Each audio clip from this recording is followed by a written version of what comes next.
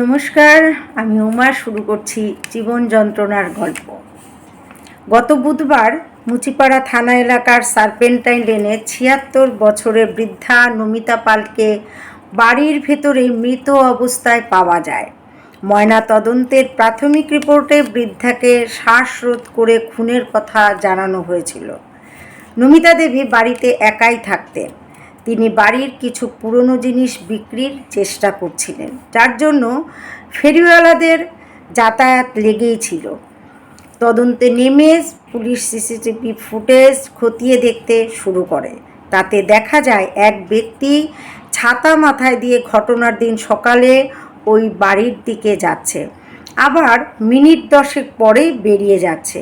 ফুটেজে দেখা যায় লোকটি নমিতার বাড়ি থেকে বেরিয়ে পাশের গলিতে ঢুকে জামা কাপড় বদলাচ্ছে, কিন্তু ফুটেজে মুখটা স্পষ্টভাবে দেখা যাচ্ছিল না।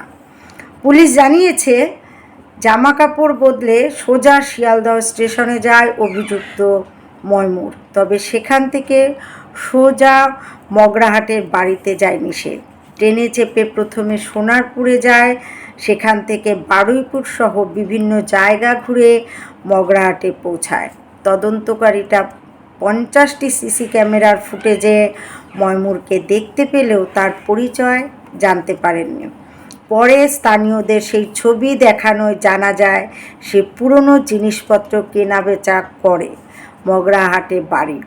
এরপরেই মুচিপাড়া থানা ও ডাকাতি দমন শাখায় তদন্তকারীরা তাকে এদিন কাঠভোরে গ্রেপ্তার করেন। পুলিশের কাছে ময়মুরের দাবি, সে 2.5 মাস ধরে ওই বাড়িতে যাতায়াত করছিল। নমিতা দেবী তার কিছু পুরনো আসবাবও বিক্রি করতে চাইছিলেন। তার সঙ্গে বৃদ্ধার ভালো সম্পর্ক গড়ে উঠেছিল। বৃদ্ধা যে একা থাকেন তাও সে জানত। এদিকে বাজারে ময়মুরের অনেক টাকা দেনাও হয়ে গিয়েছিল। সেই টাকা জোগাড় করতেই এদিন সে নমিতা দেবীকে শ্বাসরোধ করে খুন করে। তারপরে হাতের সামনে যা ছিল তা নিয়েই বেরিয়ে পড়ে। সেই সঙ্গে ভেতরে থাকা একটি তালা সে বাইরের দরজায় লাগিয়ে দেয়। পুলিশের দাবি 10 মিনিটের মধ্যে পুরো ঘটনাটি ঘটেছিল। মানুষ এখন মানুষকে বিশ্বাস করতে পারে না, এটা যেন অতীব বড় সত্যি। একাকী বৃদ্ধা, তিনি কিন্তু সম্পূর্ণ নিজের দায়িত্বে ছিলেন, সচ্ছলভাবে ছিলেন। সে বৃদ্ধা তার পুরনো জিনিসপত্র বিক্রয়ের জন্য ফেরিওয়ালাদের কাছে বিক্রি করতে চেয়েছিলেন। সেই জিনিসপত্র বিক্রির করার সময় এক ফেরিওয়ালা তার ব্যক্তিগত জীবন সম্বন্ধে জেনে গিয়েছিলেন এবং তারই সুযোগ নিলেন, সুবিধা নিলেন সেই ফেরিওয়ালা। আর শুধুমাত্র সুবিধা নিলেন কিভাবে? বৃদ্ধাকে খুন করে, একটা জীবনকে নিয়ে একটা জীবন শেষ করে দিল এই ফেরিওয়ালার লোভ। সেই একাকী বৃদ্ধার সমস্ত কিছু নেওয়ার জন্য সেই বৃদ্ধাকে খুন করতেও তার একবারও হাত কাঁপল না। এখন মানুষের জীবন এক অতীব যন্ত্রণার মধ্যে দিয়ে যাচ্ছে। প্রতিটা মানুষের জীবন এক অসহনীয় যন্ত্রণার মধ্যে দিয়ে যায়।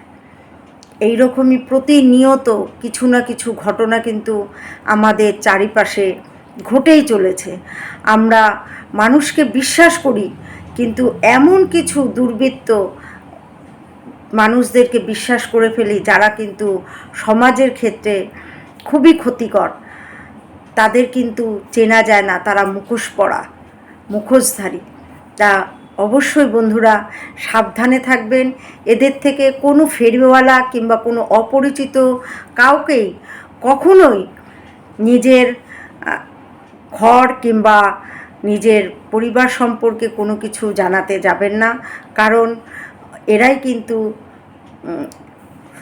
ক্ষতিকর হয়ে থাকে, এরাই কিন্তু ক্ষতি করে থাকে মানুষের। প্রতিবেশী হয়ে এইরকমই অসহায় মানুষদের পাশে থাকুন, সুস্থ থাকুন, আর সমাজে মানুষদের কিছু সহযোগিতা করুন। মানুষের পাশে থাকুন। আজ এখানেই রাখছি জীবন যন্ত্রণার গল্প। আবার অন্য কোনো সময় অন্য কোনো গল্প নিয়ে চলে আসব আপনাদের সামনে। নমস্কার।